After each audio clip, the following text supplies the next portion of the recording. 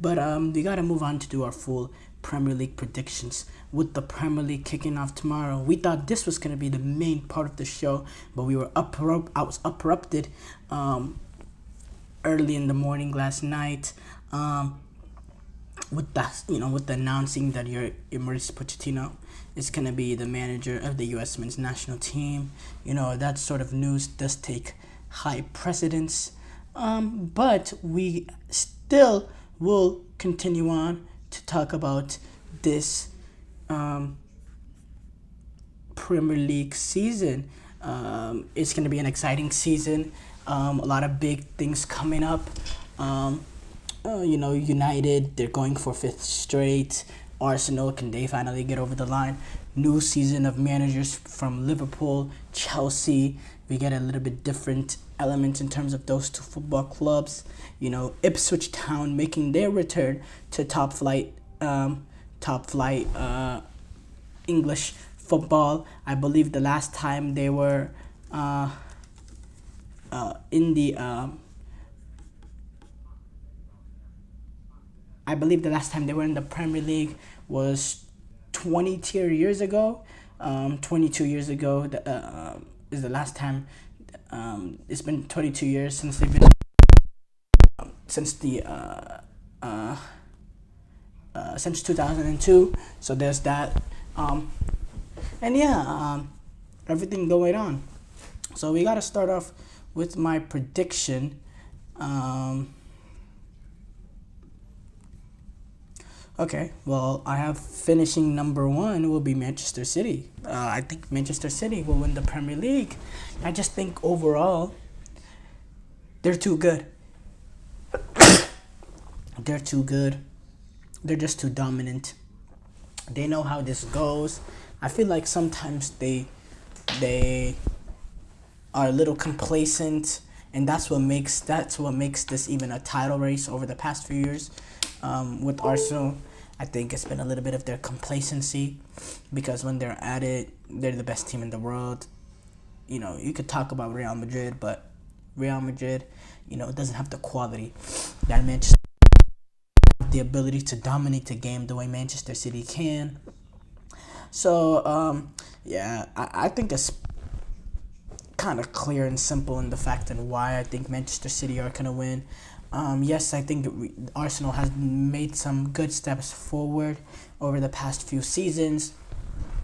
But I believe, Man City relatively has had down points in terms of points over the past two seasons.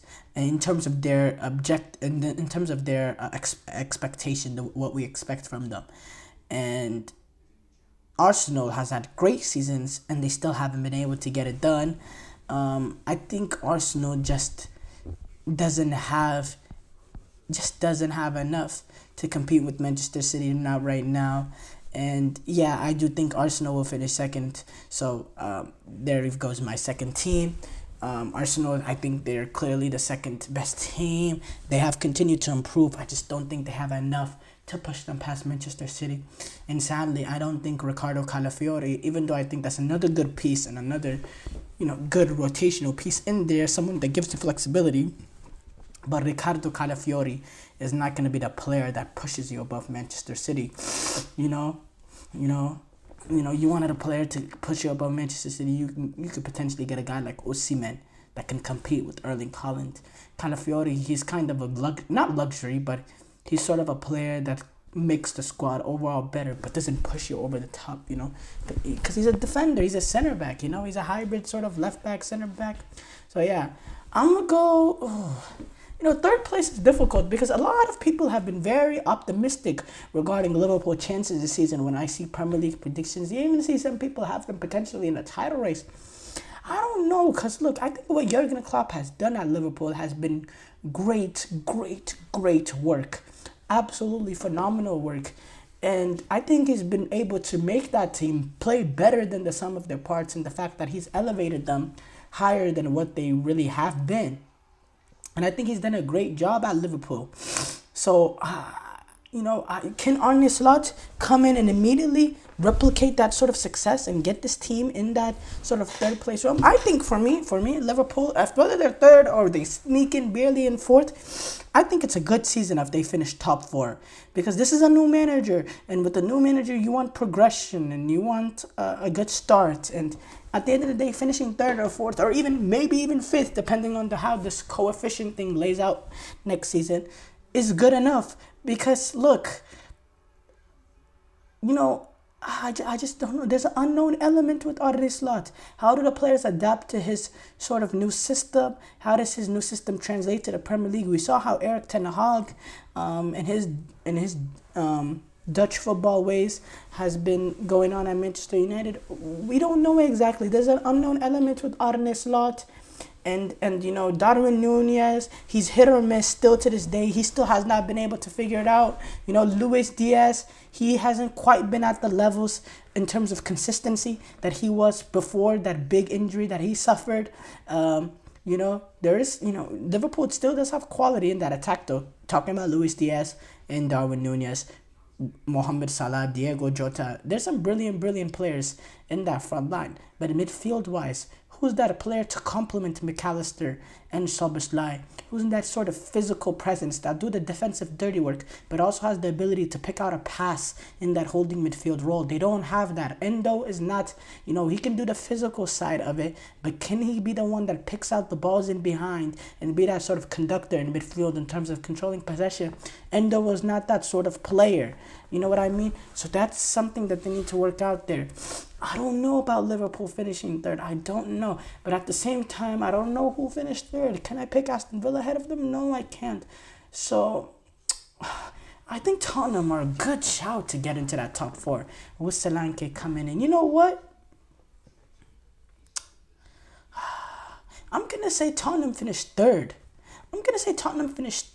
With Dominic Solanke coming in, this progression that they've made under Postecoglou last season, only finishing 2 points out of the top four last season, with the way how high intensity that they play in terms of their pressing, bringing in a guy like Archie Gray, who has potential, in my opinion, to really change life in that Tottenham's midfield, can potentially win Young Player of the Year. That's how gifted of player he is. I really like the good work that he's been able to do at Leeds United. And then Dominic Solanke. We know he has a good balance in terms of his physical nature to him and is also his pure ability. Getting 19 goals out of Bournemouth with the amount of chances that they create just based on the way Tottenham play football and the amount of crosses that they put into the box. I think, Dominic Solanke can get 20 plus goals. I think he can have a 23, 24, maybe 25 goal campaign for them. And I think that could be enough to push them to the next level. I think Dominic Solanke is the perfect signing and is the perfect striker to play next to Kulusevski and Heung-min Son. I have to say, Tottenham look very threatening, especially with RG Gray, that young energy coming in. I think Tottenham can finish third, and then based on everything I said about Liverpool, just the unknown element with Arne Slot and the huge letdown it is to not have Jurgen Klopp in there, I think Liverpool will still have a decent season in finishing fourth. And keep in mind, for me, that's a successful season for Liverpool, finishing fourth. I really do. That's a successful season for Liverpool, finishing fourth, in my opinion. Fifth, I'm gonna. This is difficult. I'm gonna say Newcastle finished fifth. I think Eddie Howe is a brilliant manager. I think last year they were very, very, very injury ravaged, with the combination of being extremely injury ravaged and playing Champions League football. This season, there is no Champions League football for them. And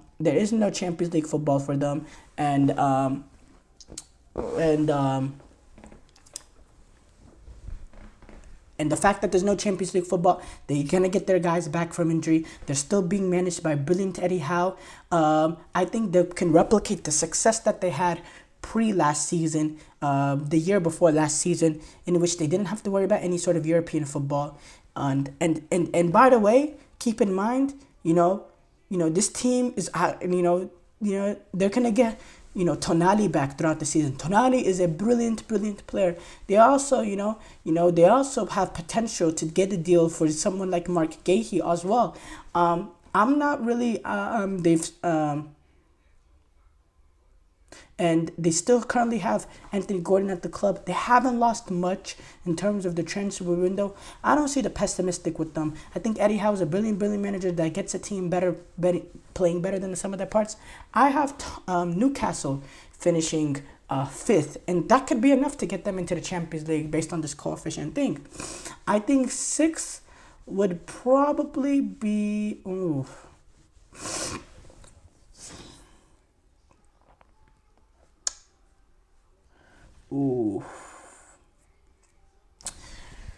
I think six would be Chelsea. Chelsea. I think six is gonna be Chelsea. I think Chelsea will finish ahead of United and Villa. I do. Actually, do I think they'll finish above Villa? Oh, that's difficult. That's difficult. I'm not high on Chelsea, and I'm a Chelsea fan. I'm going to go Chelsea 6. It's really impossible to predict how Chelsea are going to do. I think I'm maybe a little bit more on the optimistic side because I'm a fan. But it's really impossible to think what they're going to do. But there is some real talent in the squad, just based on the amount of money invested in the squad. And if Enzo Maresca is a half-decent manager, he's going to be able to get this team at least to 6th place eventually. You know, the season will start off poorly. But I think eventually, we'll start, being able to adapt into Enzo Maresca's, sort of style, and I think we'll get 6. I think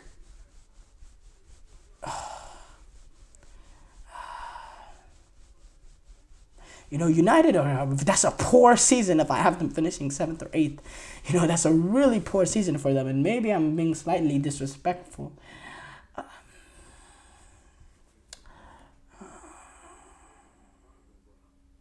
I'm going to go Villa 7th, United 8th. I know, very disrespectful to Villa, to both teams. First of all, Villa, I just think playing Champions League football is going to get the best of them. Really, that's my big thing in here. And I think a lot of the teams above them have gotten better. I think it's a little harsh to put Chelsea ahead of them. Okay, so I can understand people wanting them to be at least 6.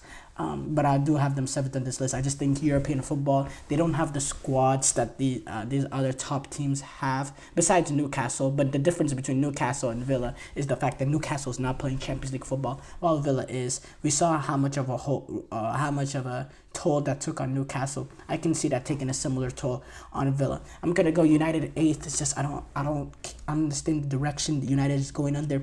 I think goal scoring is a huge issue. There are 2 players that they have that are comfortable playing that sort of number 9 sort of position, Xerxes and Højbjerg. They don't score enough goals. They got players in bad form from last season, like like Marcus Rashford specifically. We don't know how this new center-back partnership is going to work out. There's a lot of unknowns. Andre Onana, Erik ten Hag, after finishing 8th. Okay, real quickly.